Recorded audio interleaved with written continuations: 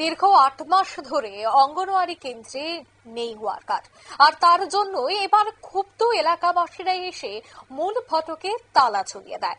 জানা যায় যে কাঠালিয়া ব্লকের অন্তর্গত নদিয়া গ্রাম পঞ্চায়েত এলাকায় চাঁদপুর পাড়ার বিবেকানন্দ অঙ্গনওয়াড়ি কেন্দ্রে ওয়ার্কার না থাকার পরিপ্রেক্ষিতে স্থানীয় জনগণ, এলাকায় জনপ্রতিনিধি এবং দফতরের উপর বেজায় ক্ষুব্ধ হয়ে একাধিকবার অঙ্গনওয়াড়ি কেন্দ্রে তালা ঝুলিয়ে প্রতিবাদ জানায়, কিন্তু আজ অব্দি প্রতিশ্রুতি ছাড়া বাস্তবে বিকল্প কিছুই হলো না।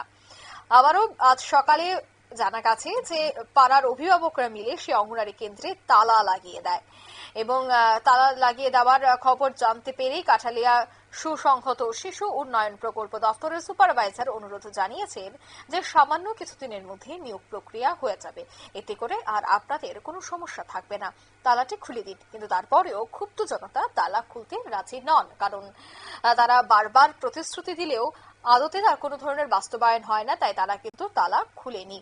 তবে সে বিষয়ে কি বলছেন সংশ্লিষ্টরা শোনাবো। বিবেকানন্দ অঙ্গনওয়াড়ি সেন্টার কাঠালিয়া আইসিডিএস প্রজেক্টের অধীনে